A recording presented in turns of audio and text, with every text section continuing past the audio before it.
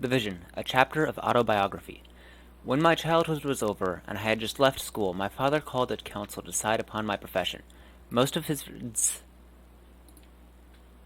considered that the life of culture was very exciting in toil, time, and money, a life only for fortune's favorites, whereas our resources were quite narrow, and urgently called for relief. If I were to take up some ordinary handicraft, I should be making my own living straight off, instead of eating my father's meat at my age, and before long my earnings would be a welcome contribution. So the next step was to select the most satisfactory of the handicrafts. It must be one quite easy to acquire, respectable, inexpensive as regards plant, and fairly profitable. Various suggestions were made, according to the tastes and knowledge of the councillors, but my father turned to my mother's brother, supposed to be an excellent statuary, and said to him, "With you here, it would be a sin to prefer any other craft. Take the lad, regard him as your charge, teach him to handle, match, and grave your marble. He will do well enough. You know he has the ability." This he had affirmed from my certain tricks I used to play with wax. When I got out of school, I used to scrape off the wax from my tables, and work it into cows, horses, or even men and women, and he thought I did it creditably. My masters used to carry me for it, but on this occasion it was taken as evidence of a natural faculty, and my modeling gave them good hopes of my picking up the art quickly. As soon as it seemed convenient for me to begin, I was handed over to my uncle, and by no means reluctantly. I thought I should find it amusing, and be in a position to impress my companions.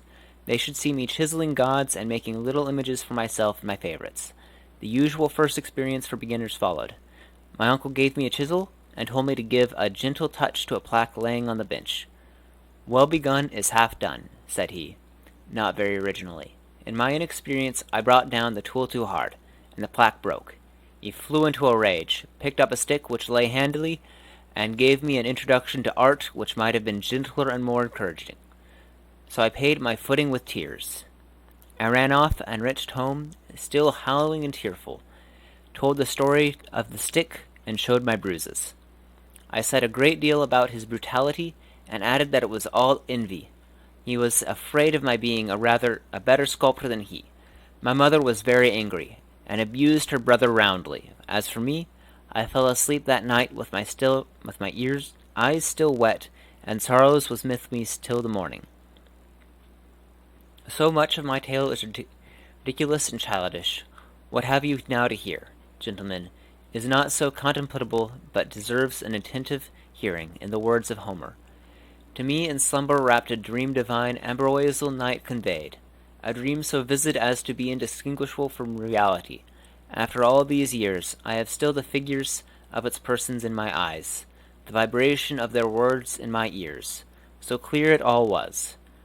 Two women had hold of my hands, and were trying vehemently and persistently to draw me each her way. I was nearly pulled in two with their contention. Now one would prevail and all but entirely possess me.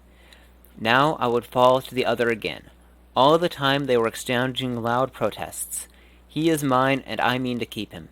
"Not yours at all. It is no use your saying he is."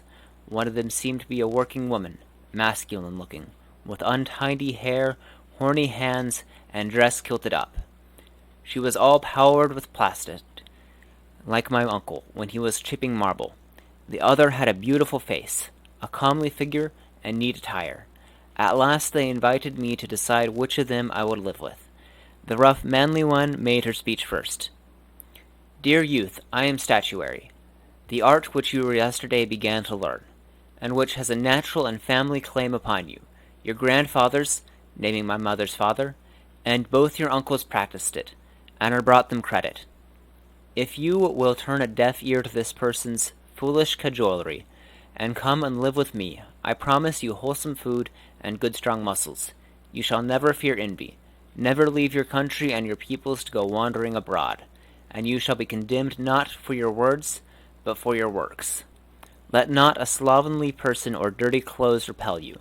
Such were the conditions of the Phidias who produced the Zeus, of Polykinesis who created the Hera, of the much lauded Myron and the admired Praxiteles, and all these worshipped by the gods. If you should come to be counted among them, you will surely have fame enough for yourself throughout all the world. You will make your father the envy of all fathers, and bring your country to all men's notice. This and more, said Statuary, stumbling among all in strange jargon, stringing her arguments together in a very earnest manner, and quite intent on persuading me. But I can remember no more. The greater part of it has faded from my memory. When she stopped, the other's turn came. And I, child, am Culture, no stranger to you even now, though you have yet to make my closer acquaintance. The advantages that the profession of a sculptor will bring with it you have just been told. They amount to no more than being a worker with your hands. Your whole prospects in life limited to that. You will be obscure, poorly and illiberally played, mean-spirited, of no account outside your doors.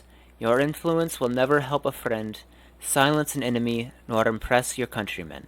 You will be just a worker, one of the masses, cowering before the distinguished truckling of the eloquent, living the life of a hare, a prey to your betters. You may turn out a Phidias or a Polycletus, to be sure, and create a number of wonderful works. But even so, though your art will be generally condemned, no sensible observer will be found so wish himself like you. Whatever your real qualities, you will always rank as a common craftsman who makes his living with his hands. Be governed by me, on the other hand, and your first reward shall be a view of the many wondrous deeds and doings of the men of old.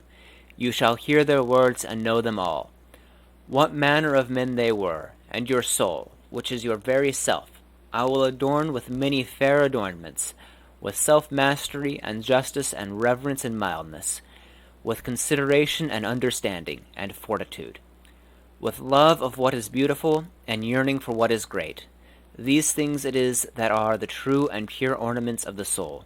Naught shall escape you either of ancient wisdom or of present avail. Nay, the future too, with me to aid, you shall foresee. In a world I will instill into you, and that in no long time, all knowledge human and divine. The penniless son of who knows whom, contemplating but ill now a vocation so ignoble, shall soon be admired and envied of all, with honor and praise and the fame of high achievement, respected by the high-born and the affluent, clothed as I am clothed, and here she pointed to her own bright raiment, held worthy of place and precedence, and if you leave your native land, you will be no nameless wanderer. You shall wear my mark upon you, and every man beholding you shall touch his neighbor's arm and say, that is he. And if some great moment came to your your friends or country, then shall all look to you, and to your lightest word the many shall listen, open-mouthed, and marvel, and count you happy in your eloquence, and your father and his son. 'Tis said that some mortal men became immortal, and I will make it true in you. For though you depart from life yourself, you shall keep touch with the learned and hold communion with the best.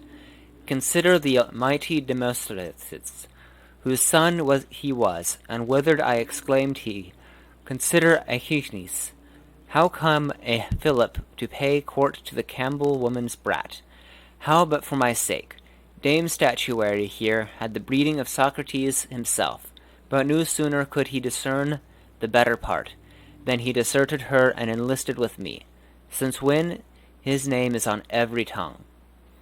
You may dismiss all these great men, and with them all glorious deeds, majestic words, and seemly looks, on honor, repute, praise, precedence, power, and office, all lauded eloquence and envied wisdom.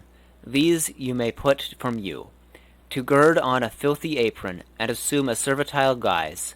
Then will you handle crowbars and graving tools, mallets and chisels. You will be bowed over your work, with eyes and thoughts bent earthwards, abject as abject can be, with never a free and manly upward look or aspiration. All your care will be to proportion and fairly drape your works. To proportioning and adorning yourself you will give little heed enough, making yourself of less account than your marble. I waited not for her to bring her words to an end, but rose up and spoke my mind. I turned from that clumsy mechanic woman, and went rejoicing to Lady Culture. The more when I thought upon the stick, and all the blows my yesterday apprenticeship had brought me. For a time the deserted one was wroth, with clenched fist and grinding teeth, but at last she stiffened, like another Niobe, into marble. A strange fate, but I must request your belief. Dreams are great magicians, are they not? Then the other looked upon me and spoke. For this justice done me, said she, you shall now be recompensed. Come, mount this car. And lo, one stood ready, drawn by winged steeds like Pegasus, that you may learn what fair sights another choice would have cost you. We mounted. She took the reins and drove. And I was carried aloft, and beheld towns and nations and people from the east to the west, and methought I was sowing like triptychs. But the nature of the seed I cannot call to mind, only this, that men on earth, when they saw it, gave praise, and all whom I reached in my flight sent me on my way with blessings. When she had presented these things to my eyes, and me to my admirers, she brought me back, no more clad as when my flight began.